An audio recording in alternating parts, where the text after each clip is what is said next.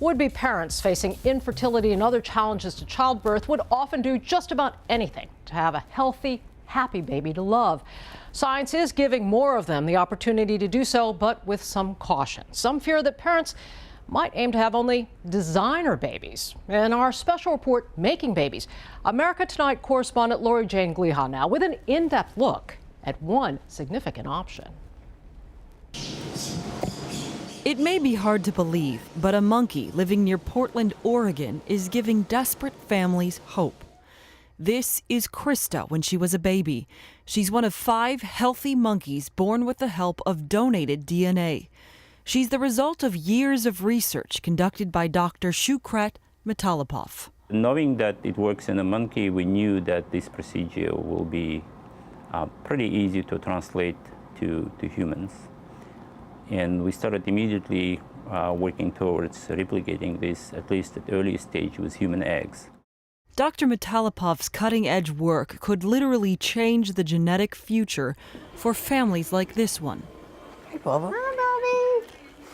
Hi, Bobby. What are you doing? Hey. You need a haircut.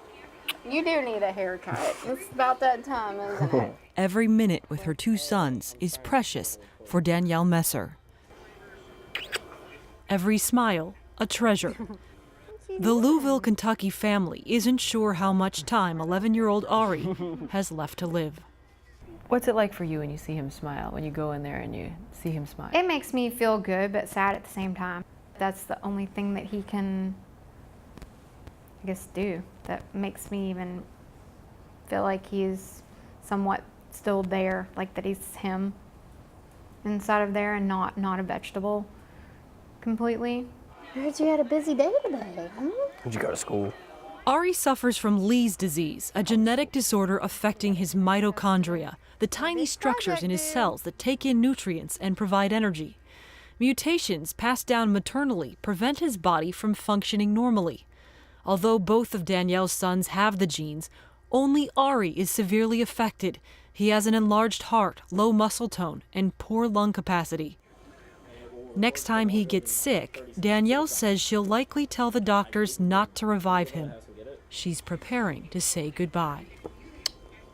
It's not going to be easy, and it's probably going to be something that messes with me for a long time. So, you know, I mean, it is what it is, but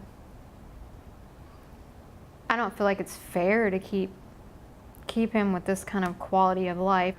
At 36, Danielle says she would love to have another child, but she's scared. I would not ever want to get pregnant again knowing that I could have a child like that, because I think it's very unfair to the child.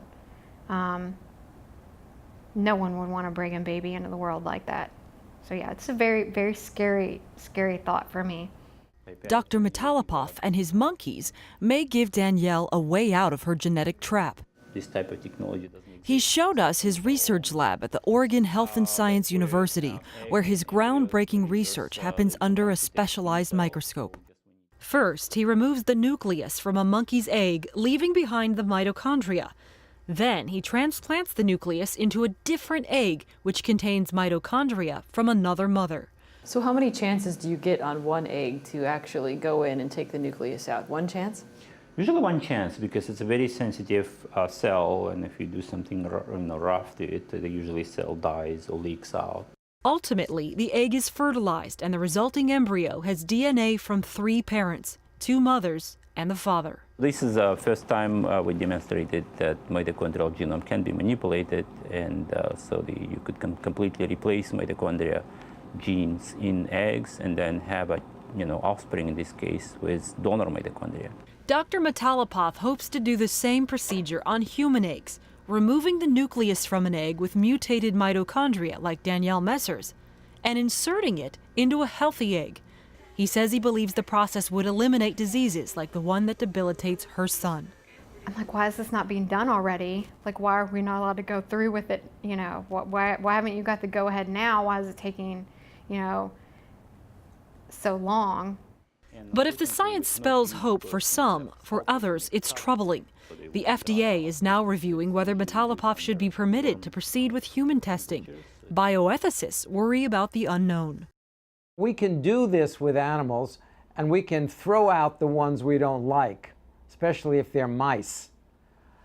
But if you're producing human beings with this process, what do you do when you get an abnormal result?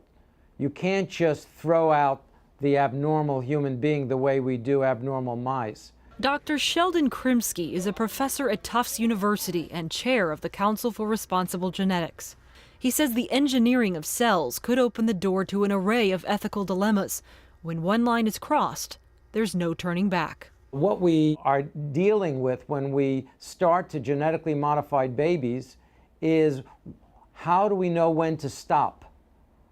We know when to start, let's say for some reason like mitochondrial disease, but when do we stop? And in this country, we don't have a regulatory system that tells us when to stop or what kinds of regulations we need. Next thing somebody will want to do is to say, well, I think that I can make my child more intelligent, and I think there are these DNA sequences that can do it. So let me put that into the fertilized egg. It has nothing to do with designer babies. That's not what it's about at all. It's about making a baby disease-free. I'm not going in and saying, okay, well, I want a star athlete, and I want him to have blue eyes and be this tall and have this color hair. That's not the genes we're talking about. Danielle says all she wants is a new chance to have a healthy family, and she's running out of time. How badly do you want another child? Pretty badly. It might be a little bit of an understatement. And how far would you go? I mean, if you had to go to another country in order to make this happen, would you do it? I like flying on airplanes just fine. I have not been to Europe. Yeah, Europe I'm sure is an amazing place. So this is, I think, next generation of medicine. And yeah, I understand that's why so much opposition and fear, because it's so new, never been tried or tested. As Metalopov waits for approval to move ahead with his research, Danielle's biological clock continues to tick. She's waiting for the miracle science that could let a child of hers escape its genetic fate.